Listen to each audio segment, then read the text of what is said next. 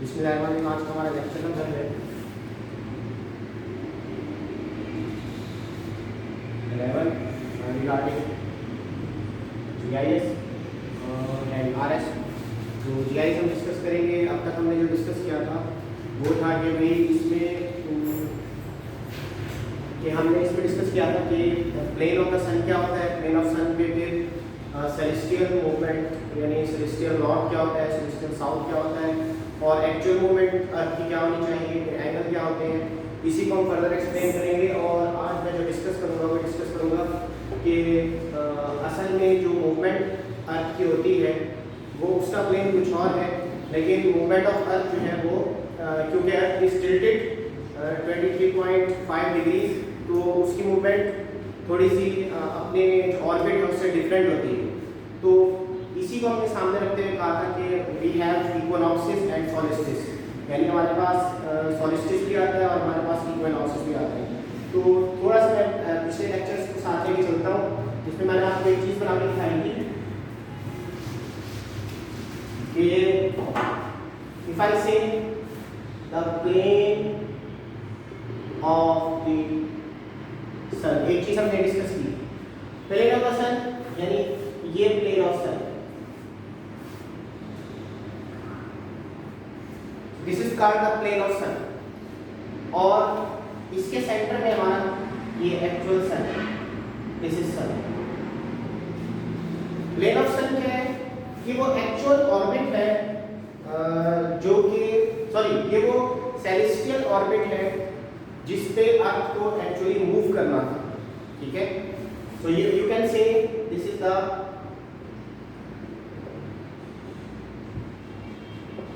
Celestial orbit, मतलब इस actual path पे असल में पाथ क्या होना चाहिए था, इस एक्चुअल पाथ पे इस प्लेन पे अर्थ को मूव करना था, but because earth is tilted उसकी मूवमेंट जो है वो एक्चुअल में डिफरेंट हो जाती है। तो मूवमेंट बन जाती है, यानी अर्थ की जो मूवमेंट हो जाती है वो इस तरह हो जाती है, उसका ऑर्बिट ये होता है सन के। ठीक है, तो जब ये सन के ये ऑर्बिट बन जाता है तो इस मूवमेंट इस ऑर्बिट के लिए मूवमेंट हो रही है। तो एक्चुअल ऑर्बिट जमीन का ये बन जाता है, और इन ऑर्बिट्स के अंदर दो पॉइंट्स ऐसे हैं जहां पे अर्थ का equator where earth equator becomes equal to the plane of the sun। ठीक है, दो पॉइंट्स, यानी एक पॉइंट ये है और एक पॉइंट ये है, इन दो पॉइंट्स पे जो है वो अर्थ जो है वो एक्चुअली उसका इक्वेटर, फर्स्ट क्या यहाँ पे अर्थ पहुंची और अर्थ का इक्वेटर है, तो एक्चुअली अर्थ का इक्वेटर बिल्कुल इस प्लेन ऑफ सन पे आ जाता है। इसी तरह बिल्कुल इसके ऑपोजिट यहाँ पे भी अर्थ पहुंची तो अर्थ का जो इक्वेटर है becomes equal to the plane of the sun, तो इस प्लेन पे इक्वल आ जाता है। तो ऐसी कंडीशन में हमारे पास क्या होती है, इक्विनॉक्स। ठीक है, ये भी इक्विनॉक्स है, ये भी इक्विनॉक्स है। अच्छा, इसके अपोजिट प्लेन ऑफ द सन ये है, लेकिन जब प्लेन ऑफ सन से अर्थ डाउन जाती है यानी नीचे की तरफ आती है, तो अब फर्स्ट किया अर्थ पहुंची इस वाली जगह, तो इक्वेटर तो यही अर्थ का, लेकिन सन का जो एंगल बनता है वो ये बनता है, जो सन रेज होती है वो यहाँ बढ़ती है। तो सन रे जो है वो एक्चुअली नॉर्थ हेमिस्फीयर की तरफ पड़ती है when the earth is down the plane, यानी उस प्लेन से जब डाउन होता है तो नॉर्दर्न हेमिस्फीयर, जिसको हम ट्रॉपिक ऑफ कैंसर भी कहते हैं, इस पे एक्चुअली सूरज की जो सन की जो रेडिएशन है, सन रेज है, वो एंगल बना रही होती है। ठीक है, इसी तरह जब घूम के इस तरफ आता है तो यहाँ पे जब अर्थ पहुंचती है तो this is the actual equator, और सन पे जो रेडिएशन बन रही होती है बेसिकली बन रही होती है टुवर्ड द साउथ। तो this is I can say this is north of the sun, this is north of the sun and this is north of the sun. तो ये नॉर्थ है और एक्चुअल रेडिएशन साउथ की तरफ बढ़ रही है। तो ये हमारा जो टू कंडीशन ऐसी होती है when earth equator becomes equal to the plane of the sun, और इसको हम कहते हैं इक्विनॉक्सिस। इस कंडीशन को ये भी सोलिस्टिस है और ये भी सोलिस्टिस है। मैं लिख देता हूं इसको, दिस इज द सोलिस्टिस और ये भी क्या है solstice condition. When the earth is away या above the plane of the sun, जब अर्थ सन के प्लेन के अबव चली जाती है, ऊपर चली जाती है, तो sun radiation directly southern hemisphere में पड़ती है, ठीक है। सो हियर वी हैव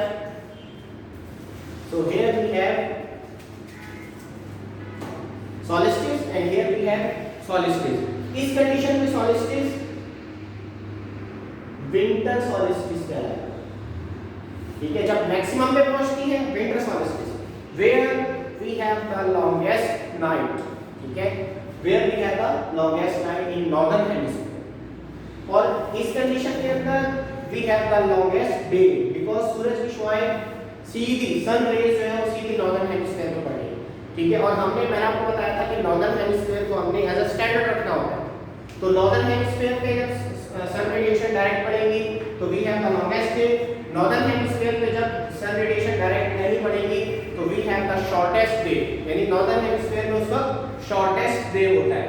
और डेट्स मैंने आपको बता दी थी कि we have the winter solstice on 21st of December, we have, अच्छा ये दो जो होंगे विंटर के फौरन बाद क्या आता है नॉर्दर्न हेमिस्फीयर में, we have spring season, we can say here we have spring season। और इसके अंदर एक चीज मैं आपको और बता दूं कि जब इस पे रेडिएशन पड़ती है तो we can say here कि ये एरिया, इतना एरिया यहाँ पे सन रेडिएशन डायरेक्ट पड़ रही है, तो इतना एरिया जो है डायरेक्टली जो है इन्वॉल्व होता है where the sun radiation are falling to the southern, यानी इस पोर्शन के अंदर we have direct sun radiation. और इसके अपोजिट जो खाली एरिया है, एम्प्टी एरिया है, उसमें सूरज की रेडिएशन यानी नॉर्दर्न हेमिस्फीयर की तरफ सन रेडिएशन बिल्कुल कम क्वांटिटी में पड़ रही होती है या इनडायरेक्ट पड़ रही है, जिसको कहते हैं ना इनडायरेक्टली। तो इनडायरेक्टली रिसीव करता है नॉर्दर्न हेमिस्फीयर, तो नॉर्दर्न हेमिस्फीयर जब इनडायरेक्टली रिसीव करता है तो we have winter season here in northern hemisphere. At the same time इस एरिया के अंदर देखें तो इस एरिया के अंदर, सॉरी मैंने ये थोड़ा सा उलट बना दिया, ये इक्वेटर है, जब सन रेडिएशन पर डायरेक्टली साउदर्न हेमिस्फीयर की तरफ, तो इस जगह पे, ठीक है, तो मैंने थोड़ा सा उल्टा बना दिया था, इस पोर्शन पे आपके ये पोर्शन जो है यानी साउदर्न हेमिस्फीयर आपका डायरेक्टली सन रेडिएशन रिसीव कर रहा होता है, तो आपका जो नॉर्दर्न हेमिस्फीयर है ये बिल्कुल इनडायरेक्ट रिसीव कर रहा होता है। इस कंडीशन के अंदर वी हैव डिफरेंट स्टोरी, ये आपका नॉर्दर्न हेमिस्फीयर जो है डायरेक्ट रिसीव कर रहा होता है सन रेडिएशन, जबकि आपका जो साउदर्न हेमिस्फीयर है वहां पे इनडायरेक्टली सन रेडिएशन पड़ रही होती है। So here we have summer solstice in northern hemisphere, summer solstice, then summer के बाद हमारे पास ऑटम आता है, so this is autumn equinox. इसके अपोजिट दिस इज स्प्रिंग या वर्नल भी कहते हैं, वर्नल इक्विनॉक्स भी कहते हैं, स्प्रिंग इक्विनॉक्स या वर्नल इक्विनॉक्स, बात एक ही है। तो ये एक सर्कल है पूरी अर्थ का जो कि 360 डेज के अंदर पूरा होता है, इसमें हमने स्टैंडर्ड रखा है जिसको नॉर्दर्न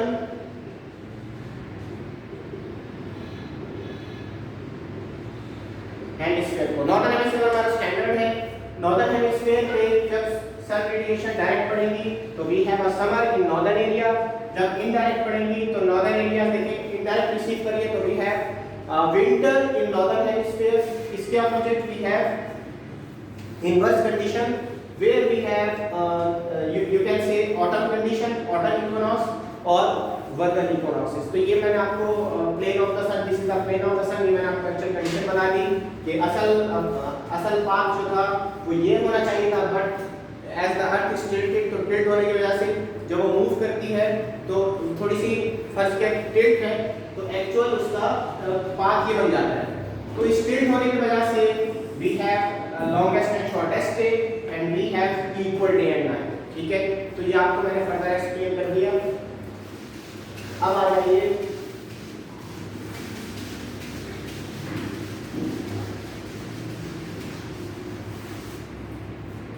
यहाँ तक तो था कि हमने इसके हवाले से बात की थी, अब इसको मैं वन बाय वन थोड़ा सा एक्सप्लेन कर दूं।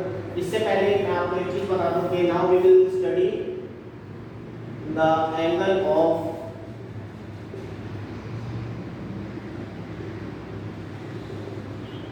डिक्लाइनेशन, एंगल ऑफ डिक्लाइनेशन, ठीक है।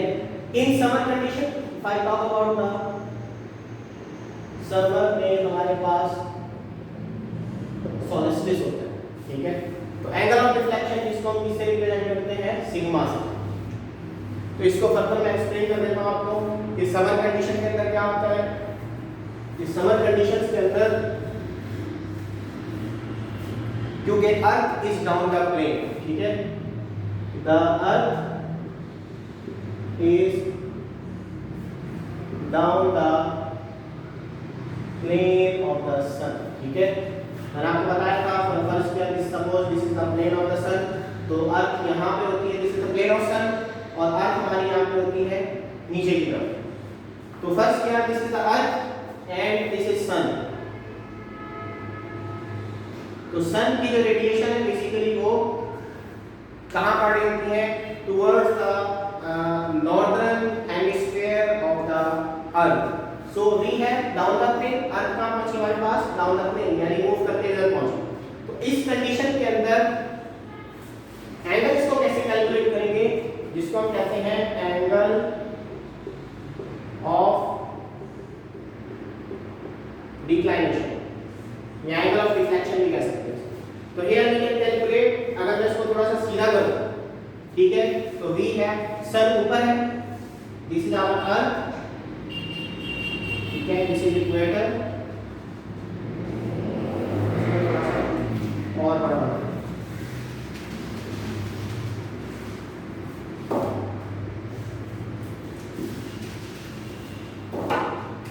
तो दिस इज आवर अर्थ, ठीक है, and here this is the equator line,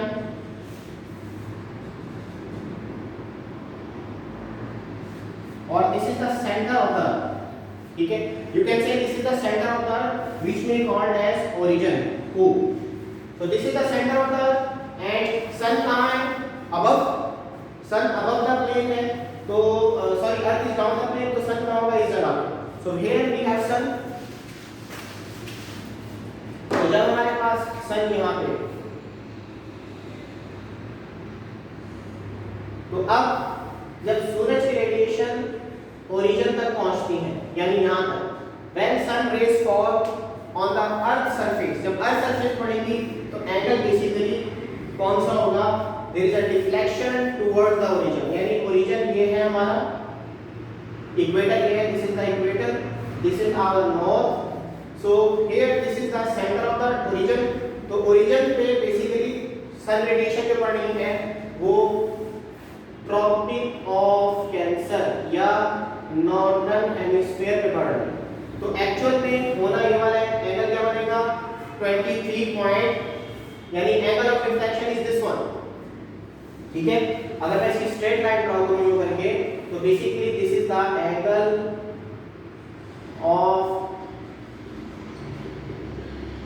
declination, ठीक है, this is the angle of declination. Actually ये वो एंगल है जो कि जिसको हम सिग्मा कहते हैं, जो कि एक्चुअली अर्थ का जो ओरिजिन है, जो स्ट्रेट लाइन है ये है, लेकिन रेडिएशन जो पड़ रही है, तो एंगल ऑफ रिफ्लेक्शन क्या हो जाएगा, this is the angle of reflection plus 23.5 degree, सही है।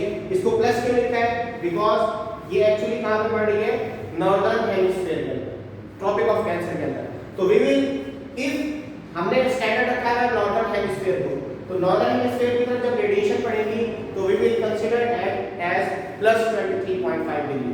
तो एंगल ऑफ डिफ्लेक्शन ये है, और ये कितना बन रहा है, 23.5 degrees from the earth origin. तो एंगल ऑफ डिफ्लेक्शन हमारे पास कितना आ गया, पॉजिटिव 23.5 डिग्रीज, जब हमारी अर्थ कहां होती है, जब हमारी अर्थ डाउन द प्लेन होती है, down the plane of the sun, ठीक है। So we have summer solstice, जब हमारा समर सॉलिस्टिस आएगा, नॉर्दर्न हेमिस्फीयर सबसे लंबा दिन होगा, सबसे लॉन्गेस्ट दिन होगा, तो एंगल ऑफ जो डिफ्लेक्शन है that is sigma is plus 23.5 degrees. इसके ऑपोजिट आप दूसरा देखें, विंटर की बात करूंगा मैं,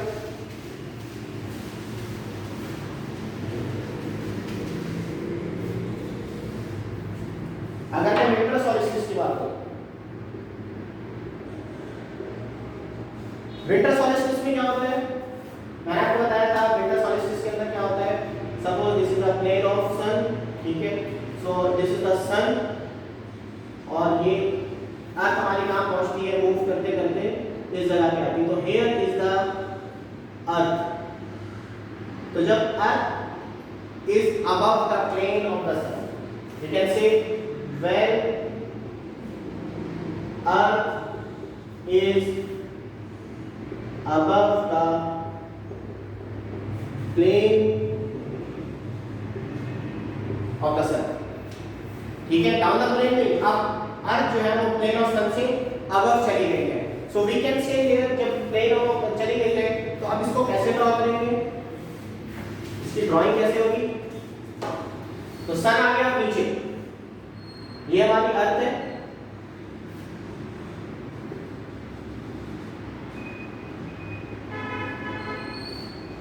and this is the origin, this is the equator, मुझसे सही नहीं बना फिर भी देख लीजिएगा इसे, this is the origin, actual origin O, and here we have the sun। तो सन रेडिएशन जब ओरिजिन पे पड़ती है, फर्स्ट क्या है, this is the origin, origin पे पड़ रही है, तो सन रेडिएशन जब ओरिजिन पे पड़ रही है, ओ पे पड़ रही है, तो we have again angle of deflection here, ठीक है, असल तो पॉइंट ये था, लेकिन रेडिएशन कहां पड़ रही है, सॉरी मैं इसको दोबारा ड्रॉ कर लेता हूं,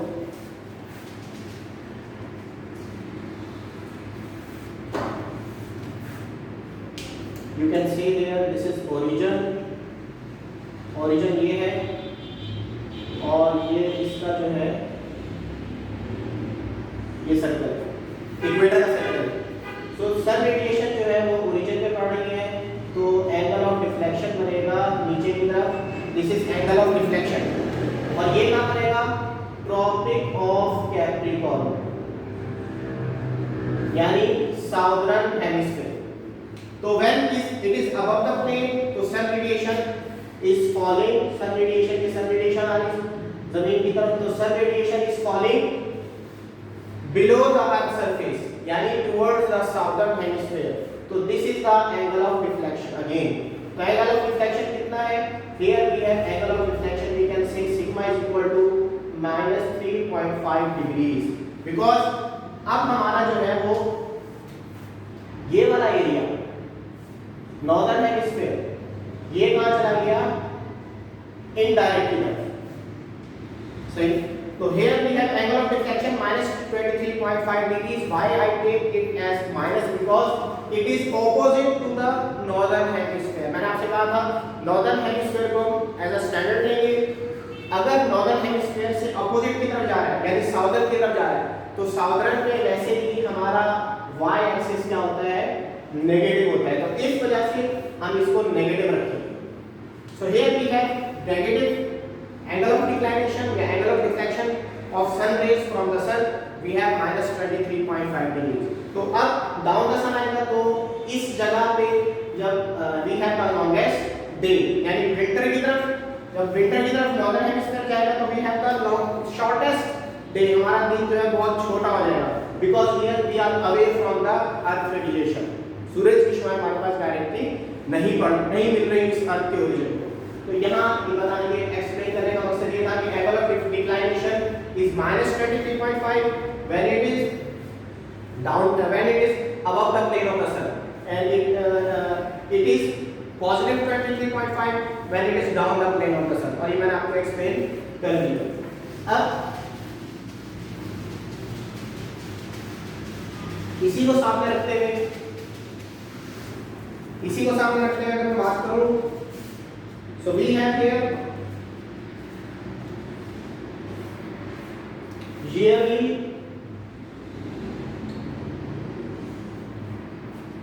variation of the earth movement की जो सन के जो रियली वेरिएशन होती है हम उसको कैलकुलेट करते हैं। आपको पता है we have 365 days in a year. Approximately 360 days होते हैं हमारे पास, तो 364 भी होते हैं, 363 भी होते हैं, but we have approximately 360, nearly 360 days. हमारे पास एंगल जितने हैं उतने ही दिन हैं, ठीक है। We have 360 angle. तो अर्थ की जो मूवमेंट होती है वो जमीन पे, क्योंकि वो एंगल्स पे बेस करती होती है, तो थीटा इज इक्वल टू 360। आपको पता है एक सर्कल के लिए 360 एंगल होते हैं, तो अकॉर्डिंग टू अगर हम इसको लेके चलें तो इतने ही दिन होते हैं हमारे पास रिगार्डिंग, क्योंकि अर्थ डेली अपना एंगल चेंज करी होती है अराउंड द सन। तो अब अगर मैं बात करूं ईयरली वेरिएशन कैसे होगी, तो इसके लिए ये है कि I can draw a graph. If I से ईयर के अंदर 0 डेज से स्टार्ट करते हैं, तो we have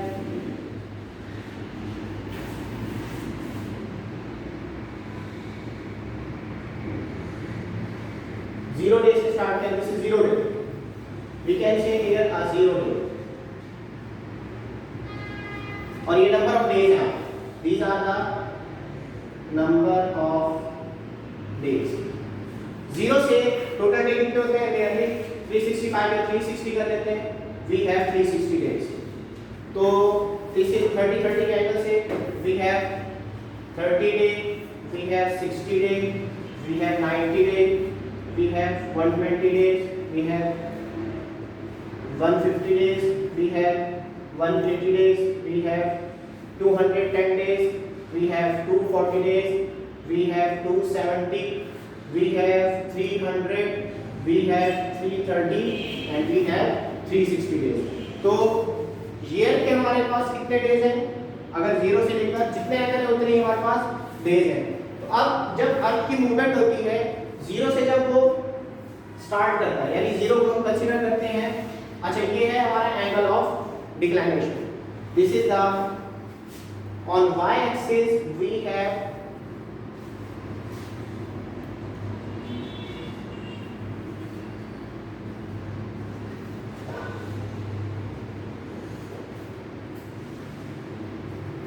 angle of declination, that is sigma. तो ऑन y एक्सिस पे हमारे पास एंगल ऑफ डिक्लाइनेशन है और हमारे x एक्सिस पे डेज है। तो y एक्सिस पे हम क्या ले रहे हैं, angle of declination of sun, और x एक्सिस पे हमारे पास नंबर ऑफ डेज।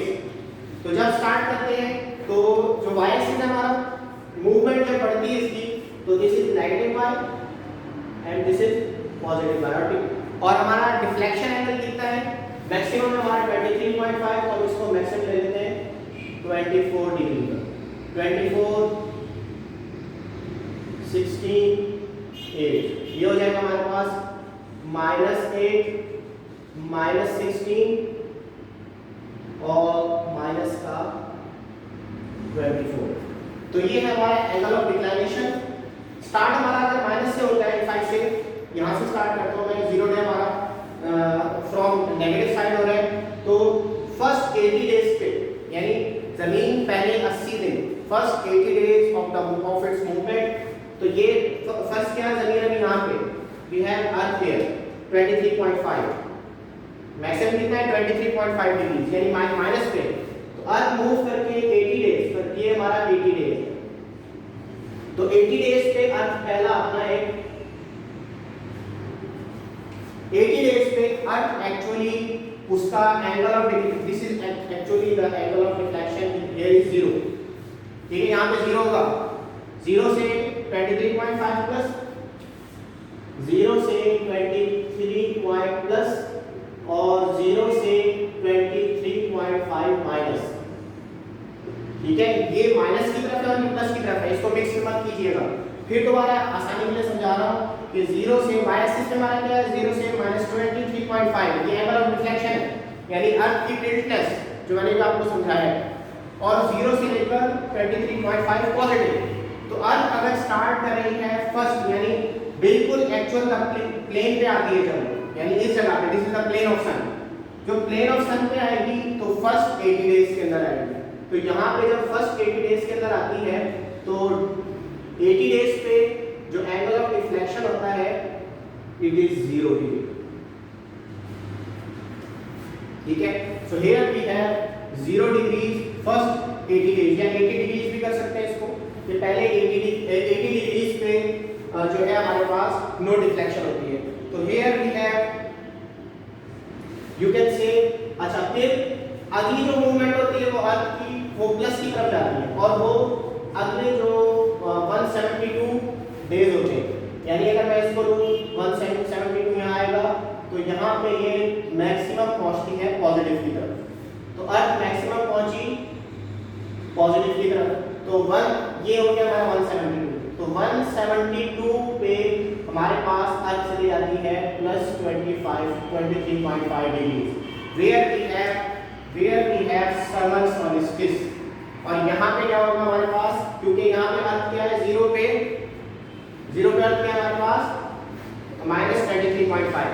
तो अब जब यहाँ पहुंची उसके बाद फिर ये मूव होके अगले 272 यानी थर्ड जो उसका चक्कर लगता है कंप्लीट एक सर्कल पे, मैंने इसको ब्रेक कर रहा हूँ समझाने के लिए। दिस इज अ सर्कल, तो अर्थ यहाँ है और यहाँ है and this is the sun.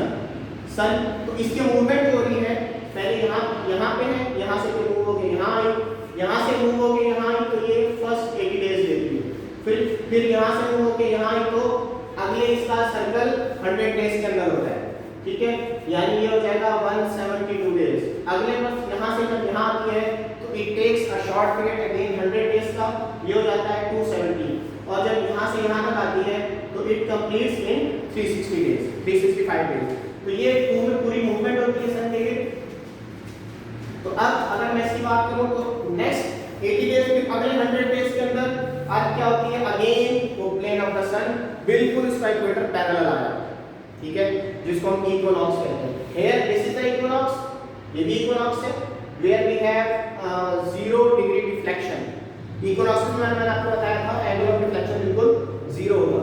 तो यहाँ जब पहुँचती है तो इसके बाद आगे इसकी मूवमेंट बढ़ती है और ये हो जाती है 272, यानी यहाँ पे आके फिर ये अर्थ डिक्लाइनेशन की तरफ चली जाती है, यानी इसका 272 पे अगेन ये 0 डिग्री डिफ्लेक्शन हो जाता है, यानी 0 degree angle of sigma here is 0 degree. यहाँ पे सिग्मा क्या है पॉजिटिव का 23.5 और अगले फिर 100 डेज के अंदर ये दोबारा नेगेटिव की तरफ जाती है, जिसको हम यहाँ पे 360 होगा बिल्कुल ये नेगेटिव की तरफ जाती है। इसके अपोजिट 23.5 एंगल ऑफ डिफ्लेक्शन आती है, तो दिस इज द लास्ट, यानी 23.5 पे अगेन ये मूव होके यहाँ पे आती है। तो here we have solstice, winter solstice, और एंगल ऑफ डिफ्लेक्शन 360 पे होता है।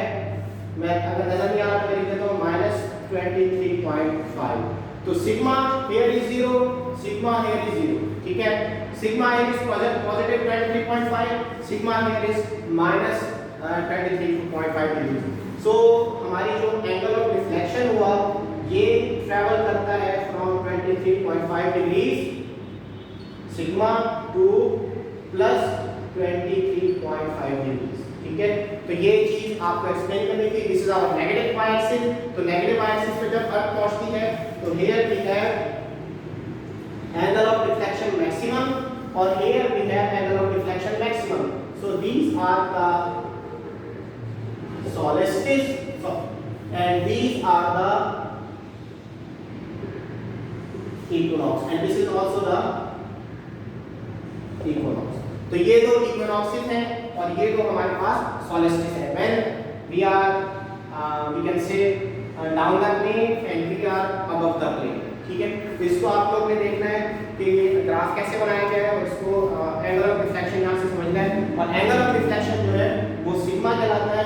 इसको हम फर्दर लेके आगे चलेंगे नेक्स्ट लेक्चर में, जब मैं आपको समझाऊंगा कि how to calculate the moon sun angle, ठीक है। तो इसको आप लोग देख लीजिएगा, यहाँ पे इसके लेक्चर को खत्म